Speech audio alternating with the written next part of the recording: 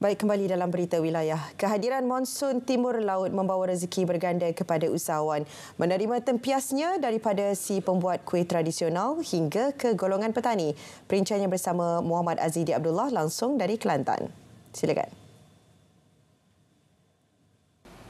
Baik, terima kasih. Musim Tengkujuh memberi rezeki kalau rajin berusaha. Itulah yang dilakukan suri rumah Zarin Erniza Mak Saleh yang mampu meraih pendapatan lumayan setelah mengusahakan kuih tradisional berasaskan ubi kayu. Sementara lagi, ubi kayu mendapat sambutan luar biasa pada musim Tengkujuh. Wartawan Majidah Ismail ada butirannya. Ketika berkunjung ke rumahnya di Kampung Telaga Bata, Kota Baru, ibu dua anak ini sibuk menyiapkan tempahan bersama suaminya, Iman Syafiq Ibrahim. Erniza yang lebih mesra dipanggil Zah berkata idea itu tercetus selepas dia membeli ubi tonyoh dengan seorang rakan pada 2018 yang menjadikannya sumber pendapatan pada musim Tengkujuh. 8 jenis kuih tradisional hasil berguru dengan ibunya termasuk ubi kayu rebus, ubi tonyoh, bokok ubi kayu, sira, pengat, caca dan poli ubi. Memelo ni kalau kita tengok benda ni macam viral. Bila orang tengok kita buat, orang lain pun akan cuba nak buat juga kan.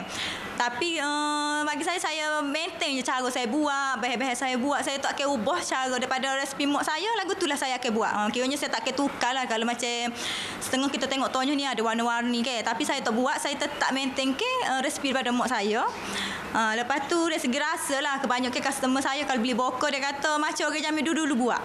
Macam orang tua-tua dulu buat. Rasa dia adalah benda tu, rasa air tangan tu rasa macam orang lama-lama lah. Bermula dengan 50 kg ubi kayu sehari, pemprosesan melonjak kepada 200 kg. Bekalan ubi kayu tidak menjadi masalah memandangkan bapanya mengusahakan tanaman itu di tanah seluas 0,5 ekar. Okey, ubi tonyoh original dan juga ubi bokor antara dua produk daripada ubi kayu yang paling terkenal dan mendapat sambutan dari kalangan penggemar ubi kayu di Kelantan, khususnya pada musim Tengkujuh.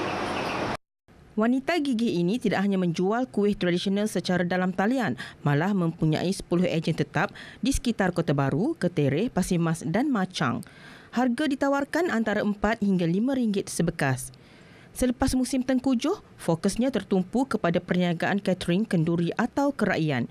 Laporan Majidah Ismail, RTM.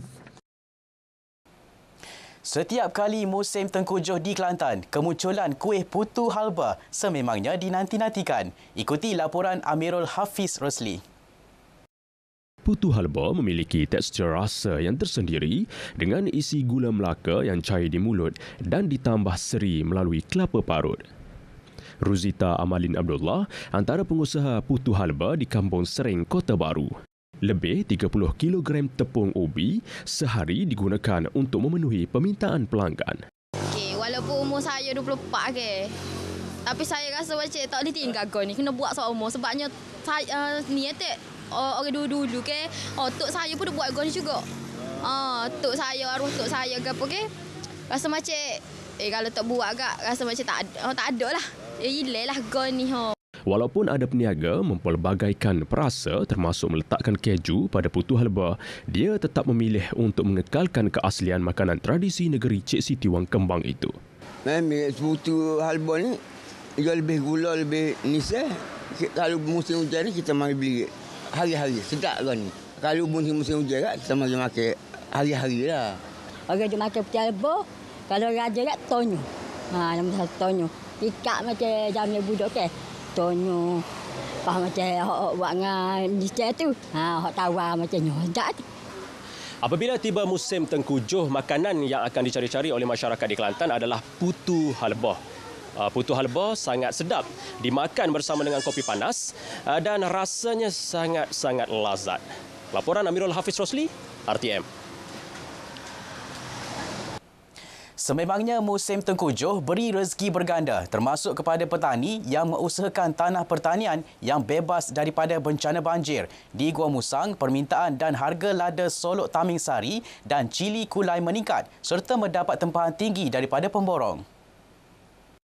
Jelas petani muda Muhammad Aiman Yaakob, 2,000 pokok lada solok tamin sari dan cili kulai yang diusahakan secara vertikasi di Kampung Kuala Tol mendapat permintaan tinggi. 400 kg lada mampu dikutip dalam tempoh seminggu untuk dipasarkan ke daerah yang terjejas banjir. Setuju, saya dapat advantage sikit lah sebab kawasan saya ni tak ditenggelami air lah.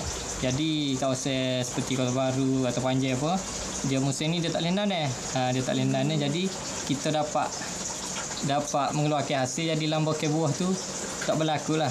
Jadi harga pasaran pun meningkat dengan musim backwash, musim perayaan, musim kenduri. Beliau menjangkakan hasil tanaman lada dan cili untuk musim ini mencecah 4 tan. Ketika musim tengkujuh, ia dijual RM18 sekilogram berbanding RM10 sekilogram kepada pemborong. Baiklah, laporan itu tadi mengakhiri perkembangan dari Kelantan, dari sungai hingga ke segara. Palestin pasti merdeka. Kembali ke Angkasa Puri Kota Media. Baik, terima kasih Azidi langsung dari Kelantan. Baik, kita ke perkembangan seterusnya. Doktor klinik swasta mengaku tidak bersalah atas 10 pertuduhan membuat catatan dan dokumen palsu berkaitan sijil vaksinasi. Pertuduhan dibacakan di hadapan Magistrate Zur Azurin Zainal Kifli. Tertuduh dengan niat membuat catatan palsu status penerimaan vaksinasi dan membuat dokumen palsu kad peringatan vaksinasi terhadap lelaki berusia 44 tahun. Dia didakwa melakukan kesalahan itu di sebuah klinik di Kampung Ru Rendang, Marang antara 7 hingga 23 Disember 2021. Mahkamah membenarkan tertuduh diikat jamin RM25,000. 17 Januari depan sebutan semula kes. 90% projek bekalan air di Pahang disasar selesai menjelang 2026. Jelas Menteri Besar Datuk Seri Wan Rosli Wan Ismail, hampir RM74 juta diperuntuk bagi mengatasi isu berkaitan air tahun ini. Peruntukan bagi pelaksanaan 17 projek bekalan air antaranya di Lipis, Bentong, Temerloh, Raub dan Kuantan. Kita tidak mengabaikan benda air ini. Ini adalah bukti menunjukkan bahawa pada tahun 2023 saja sebanyak hampir 74 juta yang telah kita guna dan yang kita siap. Dan untuk mana-mana yang membuat atas ini tua dan juga berkaitan dengan hormat, insyaAllah masalah air ini kita akan address setiap masa dan kita akan cuba percepatkan. Walaupun sasaran kita menjelang akhir tahun 2026, 50% masalah air di Pahang akan dapat ataupun kehilangan. Beliau berkata demikian pada mesyuarat Dewan Negeri Pahang ke-15 di Kuantan. Sementara itu, Pahang dalam proses pengambil alihan tanah bagi memanjangkan lapangan terbang Pulau Tioman daripada 850 meter kepada 1.3 kilometer.